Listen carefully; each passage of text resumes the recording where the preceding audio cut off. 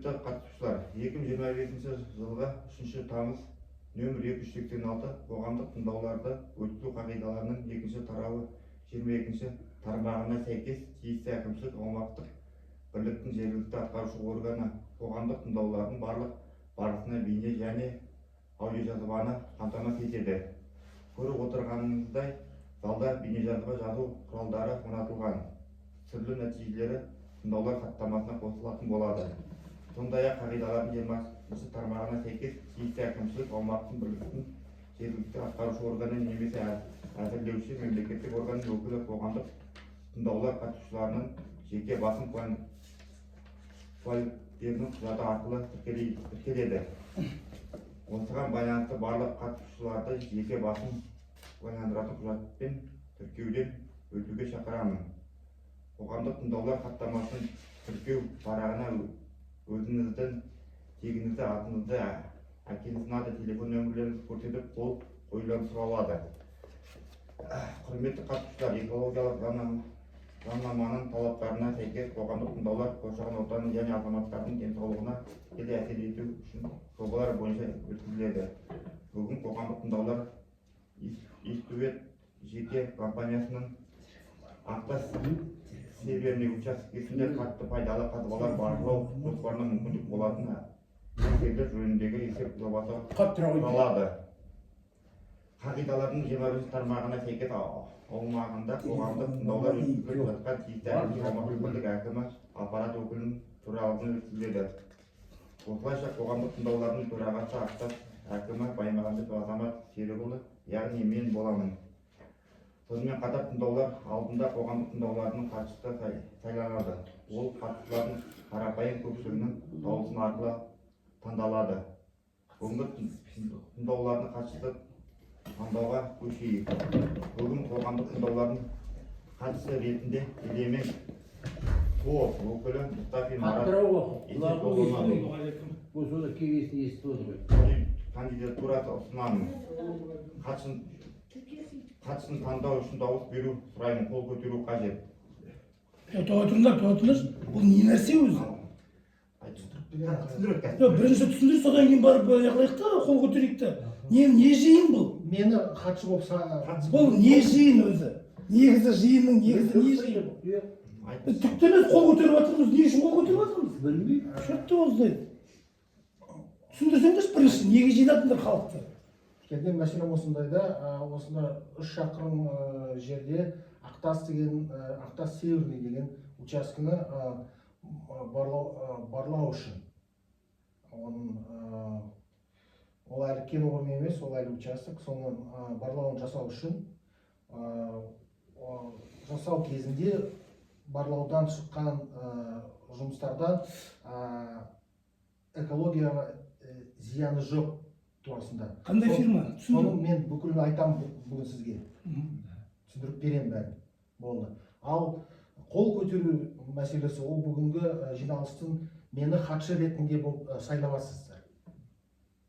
Қай жаққа хатшы? Акиматқа хатшы ма? Не нәрсеге хатшы? Осы жиналысқа хатшы болып, өйткені мен сізге айтатын жобам бар. Бұл қандай фирма? Қашан келіп жатыр? Қай жерде тіркелген? Неге қол қойып жатырмыз? Қай жерде тіркелген? Қандай фирма? Именно нәрсеге барлау жасайын деп жатсың? Нәрсеге қол қойып жатыр? Бәрін түсіндіріп беремін. Қазір анау... Жоқ, сен бірінші түсіндіріңдер. Хатшыны содан кейін барып сайлаймыз. Бірінші түсіндіріңдер. Содан кейін барып, өйткені халық істейді біліп отқан жоқ мысалы. Бәрі жай келіп отыр, хатшы деді қол көтеріп жатыр. Ондай деген болмайды ол. Түсіндіріңдер бірінші. Ақтас Северный учаскесінде кен орнын ашайын деп жатыр, бірақ бұны ашу алдында барлау істеу керек. Қатты пайдалы қазбалар турасында. Именно қандай қазбалар? Білмейді олар енді, қандайын табады, соны болады ғой. Неше шақырым жерде, қай жерде? 3 шақырым жерде. Солтүстікке қарай, да? Солтүстікке қарай. Сол. Енді соны жүзеге асыру үшін, осы барлауды істеу үшін... Ол қай жерде тіркелген фирма? Аты қалай фирманың? Фирманың аты Eastway. Астанада тіркелген. Мен жауапкершілігі шектеулі серіктестің, элементі серіктестігінің өкілімін. Менің сіздерге бүгінгі жиналыста айтатын сөзім ол экология турасында. Олар барлау жасағанда сол ауылдың тұрғындарына, малына, суына, ауасына, жеріне ешқандай экологиялық зиян туындайтын. Сол. туғызбайтын дейсің. Иә, туғызбайды ол. Соның бәрін түсіндіріп берейін қазір. Маған әкім төраға болып ол сөз береді, мен сізге доклад оқимын. Енді жағыларыңызды оқи беріңіздер, айта беріңіздер, қол көтерейік. Пожалуйста. Әйтпесе бір аспаннан түскен сияқты болып келіп отырсыздар, бірінші рет көріп отырмын мысалы сізді. Әкім мырза да бізге ештеңе түсіндірген жоқ ондай туралы. Барлау келеді деп басқа әңгіме айтқан жоқ мысалы. Айта берейін. Иә, Мен айта берейін иә. ба? Құрметті қатысушылар, бүгінгі тыңдаулардың келесі регламентін бекіту ұсынамын. Қоғамдық тыңдауларға қатысушылардың тіркеу жеке басын куәландыратын құжат ұсыну менің түсінуімше біз тіркеуден тіркелмегендер болса тіркеулерді сұраймын. Бәрі тіркелген бұл бәрінде. Қоғамдық тыңдаулар ашу, бұны да жасадық. Жоспарланған қызмет туралы баяндаманы тыңдау, оған орташа есеппен 15 минут беріледі. Баяндама талқылау орташа есеппен 20 минут жүргізуді ұсынамын. Одан кейін баяндамашыларға қоғамдық тыңдаулар қатысушылардың ескертулер мен ұсыныстары тыңдалады. Баяндамашыларға өз кезегінде қатысушылардың ескертулер мен ұсыныстарын жауап береді. Қорытынды жасау шамамен 5 минут. Қоғамдық тыңдаулар қорытындылары бойынша жобалау материалдары берілген барлық ескертулер мен ұсыныстар қамтитын қоғамдық тыңдаулар хаттамасы жасалады. Хаттаманы бірыңғай экологиялық порталына сайтына көре аласыздар. Қоғамдық тыңдаулардың бастайып көзделіп отырған қызметпен қабылданған жобалық шешімдерін танысу үшін баяндамашыларға сөз берейік. Құрметті қоғамдық тыңдауларға қатысушылар, бүгінгі талқылаудың күн тәртібі Ақтас Северный учаскесінде қатты пайдалы қазбаларға барлау жоспарына мүмкін болатын әсерлер жөніндегі есеп. Барлау учаскесі Ұлытау облысының Ұлытау ауданында Ақтас ауылынан 3 км солтүстікте, аудан орталығы Жездіден 50 шақырым батыста орналасқан. Учаскенің ауданы 32 шаршы километр. Барлау тереңдігі жер бетінен 30 метрге дейін. Ақтас Северный учаскесінде геологиялық барлау жұмыстары тау хрусталь мен бірге жүретін компоненттердің өнеркәсіптік шоғырлану анықтау мақсатында жүргізіледі. Орографиялық тұрғыдан учаске орталық Қазақстан батыс бөлігінде орналасқан. Жобада кәсіпорынның жоспарланып отырған қызметінен туындады. Мүмкін жағымсыз салдарлары айқындалған. Атап айтқанда, Ұлытау облысы Ұлытау ауданындағы Ақтас Северный учаскесінде қатты пайдалы қазбалар барлау жұмыстары тау массасын алу және топырақты жылжыту арқылы ресурстарды бағалауды көздейді. Қоршаған ортаны сауықтыруға табиғи экологиялық жүйелер мен табиғи ресурстардың жойылуынан, қолдыруынан, бөлуінен және сарқылуынан алдын алуға, сондай-ақ жергілікті тұрғындардың қалыпты өмір сүруі мен денсаулығына қамтамасыз етуге бағытталған ұсыныстар мен ұсынымдар әзірленді. Осы жобаның мақсаттары: қоршаған ортаға ықтимал әсерлерді бағалау. Екінші, теріс салдарынан алдын алу және оларды барынша азайту. Үшіншісі, тау-кен жұмыстары барысында экологиялық қауіпсіздік қамтамасыз ету. Экологиялық кодекстің бірінші қосымшасының екінші бөлімі 2-3 тармағының сәйкес қатты пайдалы қазбаларды тау массасын алу және топырақты жылжыту арқылы барлау екінші санаттағы объектіге жатады. 2027-2030 жылдары геологиялық барлау кезінде нысан бір өндірістік алаңмен ұсынылады.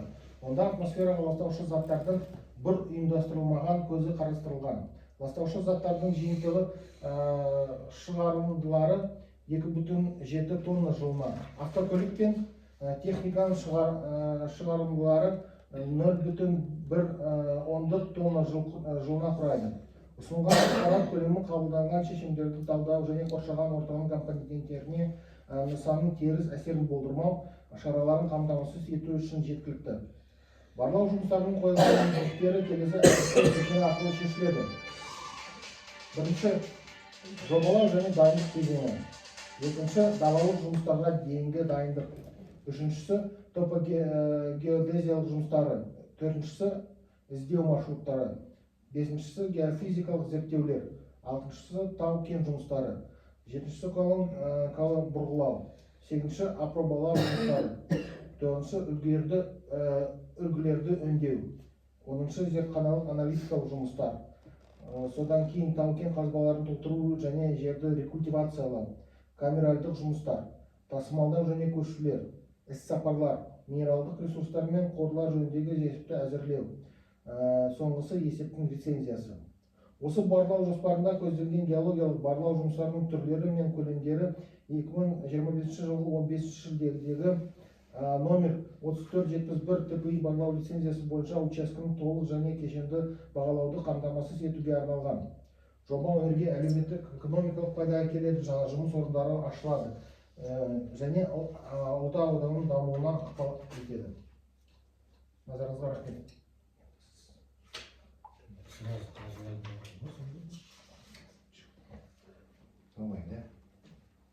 талқылауға көшейік. Кім сөз сөйлейді? Сұрақтарыңыз бар ма? Сұрақтарыңыз бар ма? Қанша шаршы километр дейсіз? Осы ауданға? 32 ма жоқ жаңағы? Шаршы километр 32. 32 шаршы километр. Горный хрусталь деген соны іздеп жатыр да. Соны Координаты бар ма? координаты бар, бәрін сізге көрсетемін. Сосын жаңағы мынау неңіз бар ғой, жаңағы пұшықтыңыз бар, соның копиясы бола ма? Конечно. Бүкіл материалды сізге қалдырамын. Сұрақ қойыңыздар. Тике Қытайлармен қатыстарыңыз жоқ па? Менің жоқ. Сұрақтар қойыңыздар.